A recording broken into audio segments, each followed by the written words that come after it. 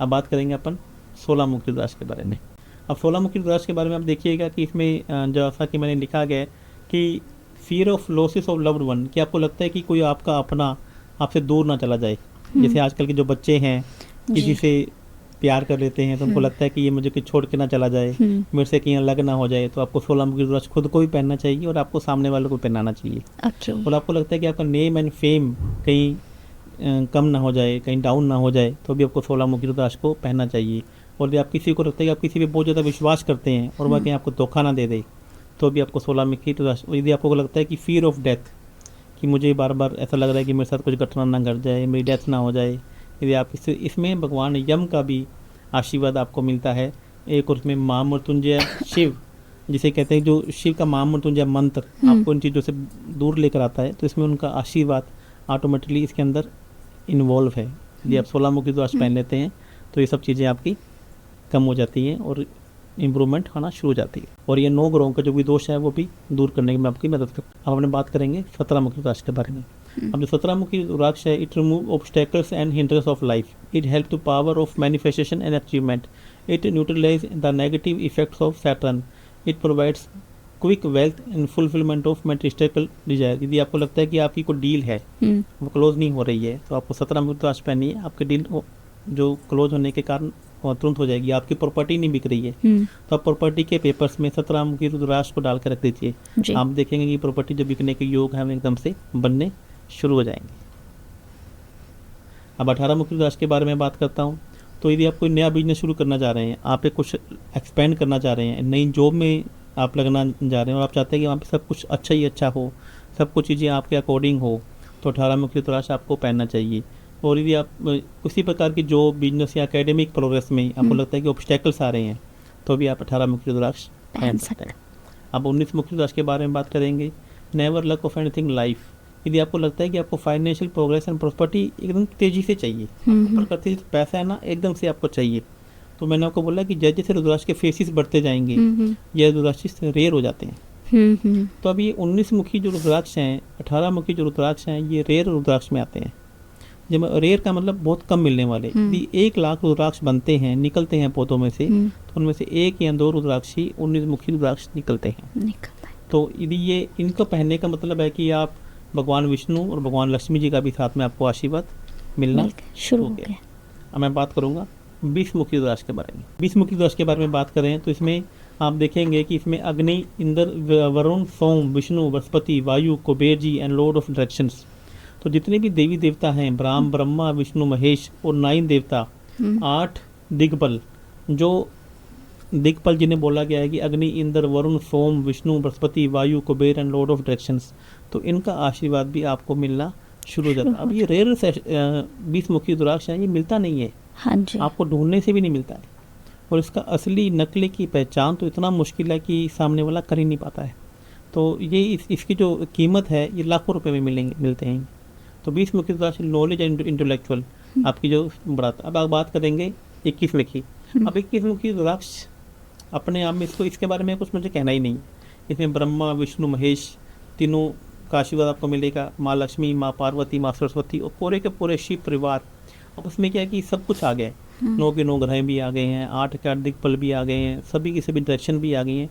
जैसे आप रेयरेस्ट चीज़ें जब पहनते हैं तो भगवान जो शुक्र ग्रह भी है वह भी आपकी तरफ से एकदम से आकर्षित होता है। जैसे आपने देखा होगा पुराने समय में महंगी महंगी मूर्तियाँ, हाथों से बनी मूर्तियों की तस्करी होती थी, तो आपने सोचा कि इनकी तस्करी क्यों होती है?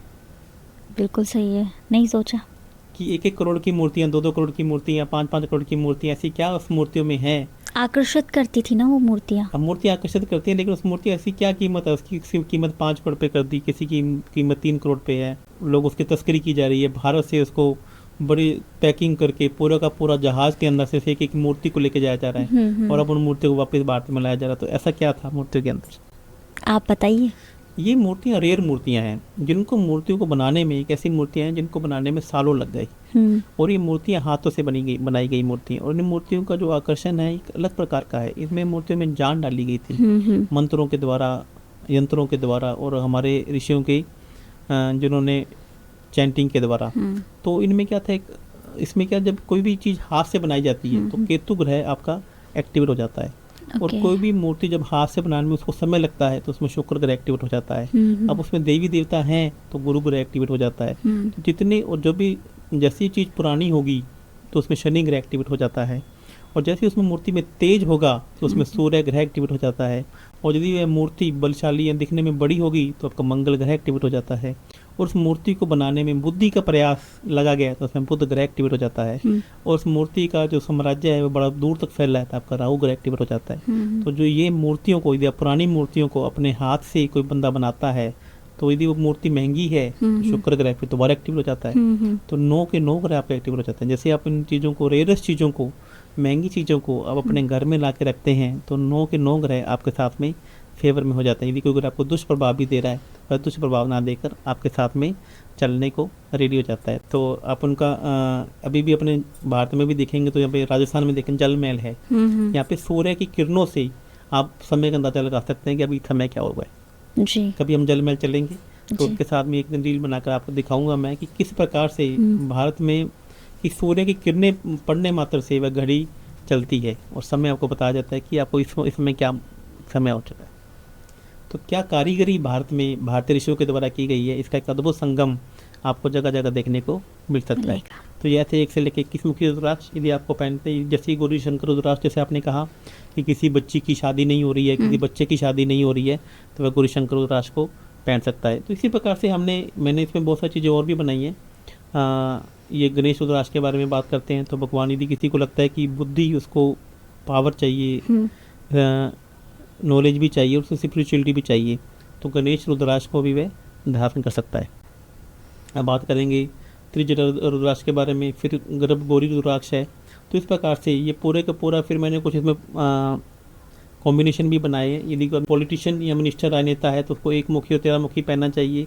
कोई प्रशासनिक सेवा में है तो उसको 1 मुखी 13 मुखी पहनना चाहिए। कोई केमिस्ट है तो 1 मुखी 10 मुखी पहन सकता है। प्रॉपर्टी डीलर है तो 1 मुखी 10 मुखी 14 मुखी पहन सकता है। होटल के बिजनेस में है तो 1 13 और 14 मुखी वह रुद्राक्ष को धारण कर सकता है। तो इस प्रकार से मैंने हर बिजनेस के लिए, जीवन में सफलता पाने के लिए 1 से 14 मुखी, 1 और 14 मुखी, इसको सब पहनने की जरूरत नहीं है, 1 और 14 मुखी का पेंडेंट बनाए और डाल दे। यदि कोई 1 से लेकर 21 मुखी की पूरी माला डाले तो वह तो अद्भुत संगम हो जाएगा। इससे बड़ा तो कोई संगम है ही नहीं, ऐसी बड़ी तो कोई माला भी नहीं है। यदि कोई जज के प्रोफेशन में है तो 2 मुखी 14 मुखी डाल सकता है। कंपाउंडर के हैं तो 3 मुखी 4 मुखी। मेडिकल रिप्रेजेंटेटिव है, MR है तो 3 मुखी और 10 मुखी। और कोई लॉयर है, कोई वकील है तो 4 मुखी और 13 मुखी। पुलिस और आर्मी में है तो 4 मुखी और 9 मुखी।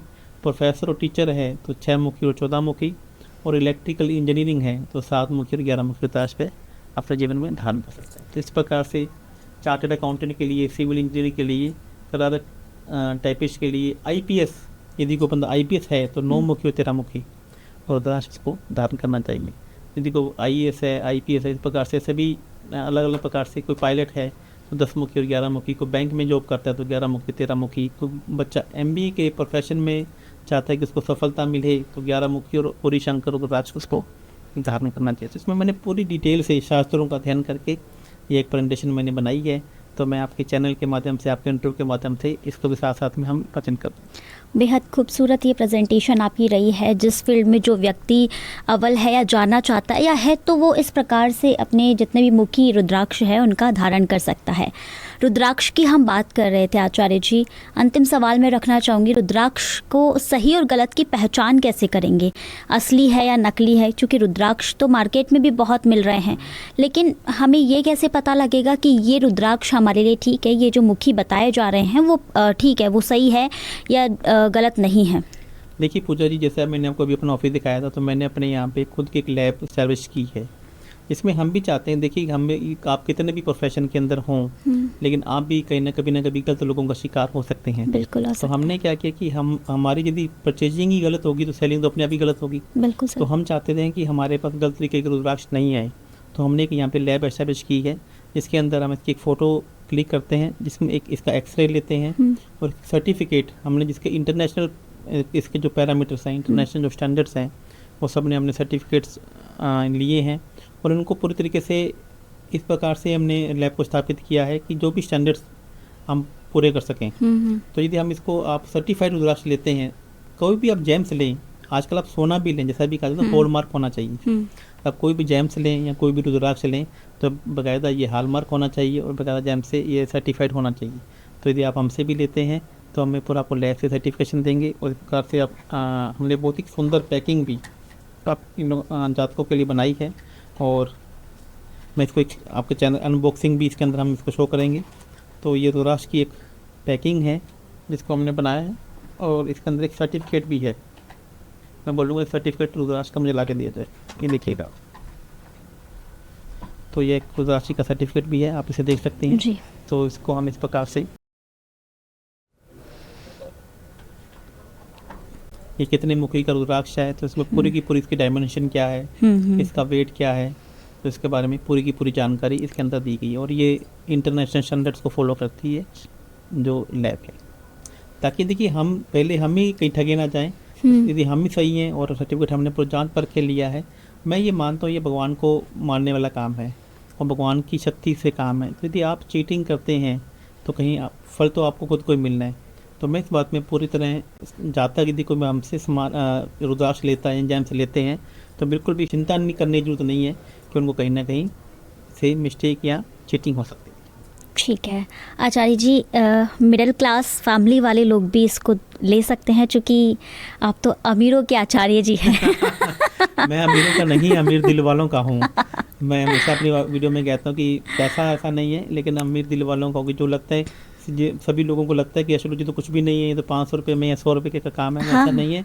यदि आप घर बनाते हैं, आर्किटेक्ट को फीस देते हैं करोड़ों रुपये के अंदर और एक वास्तु को बोलते हैं कि आप 10,000 रुपये में या 5,000 रुपये में वास्तु कर दीजिए। तो मैंने भारत के अंदर मैं पहला ऐसा एस्ट्रोलॉजर वास्तु एक्सपर्ट हूँ जिसने जिस जो एस्ट्रोलॉजी की जो विद्या है उसकी गरिमा को बढ़ाने का काम किया है। इसकी जो इम्पोर्टेंस है उसको बढ़ाने का काम किया है कि हम देवी देवता को तो मान रहे हैं लेकिन एस्ट्रोलॉजी को नहीं मानते। हम देवी देवता को तो मानते हैं लेकिन वास्तु को नहीं मानते, हम नंबर्स को नहीं मानते। अरे क्यों भाई, क्या ये विद्या नहीं है? क्यों विद्या नहीं है? क्योंकि अभी तक आज से पहले जिन्होंने काम किया उन्होंने इसकी गरिमा को बनाया ही नहीं। उन्होंने बोला कि इसको डायरेक्टली इनडायरेक्टली रूप से पैसे ले लीजिए, तो नहीं। जिस प्रकार से आर्किटेक्चर एक विद्या है, इंटीरियर डिजाइनर एक विद्या है, डॉक्टर एक विद्या है, एडवोकेट एक विद्या है, उसी प्रकार से एस्ट्रोलॉजी भी एक विद्या है और मैं इसकी गरिमा को बढ़ाने में लगा हूँ। और मैं अमीरों का मुझे इसलिए कहा जाता है कि मैं फ़ीस अच्छी चार्ज करता हूँ। जब भैया आप सब लोगों को फ़ीस चार्ज करते हैं तो हमें देने में, एक एस्ट्रोलॉजर को देने में वो कहाँ समस्या आ रही है? बिल्कुल सही बात है। नहीं, ये कोई दोहराए नहीं है। बिल्कुल आपने सही कहा कि हमारे लिए वैसे भी इतना खर्चा करते हैं, फिर चाहे डॉक्टर हो, चाहे वकील हो या फिर किसी भी प्रकार का व्यक्ति हो, हम वहाँ खर्च करते हैं। तो एक अच्छी जानकारी और जीवन में सफलता के लिए एक अच्छा एस्ट्रोलॉजर होना भी बेहद ज़रूरी है। आचार्य जी, आज के इस कार्यक्रम में तमाम जानकारी के लिए बहुत बहुत धन्यवाद आपका। अगर आप अपने जीवन में सफलता चाहते हैं, आपके जीवन में जितनी भी परेशानियाँ हैं उनसे निजात चाहते हैं, तो आचार्य जी का ये पॉडकास्ट ज़रूर सुने। और अगर आप रुद्राक्ष खरीदना चाहते हैं तो आचार्य जी के ऑफिस आकर एक बार उनसे ज़रूर मिले। बहुत बहुत धन्यवाद इस कार्यक्रम में बने रहने के लिए।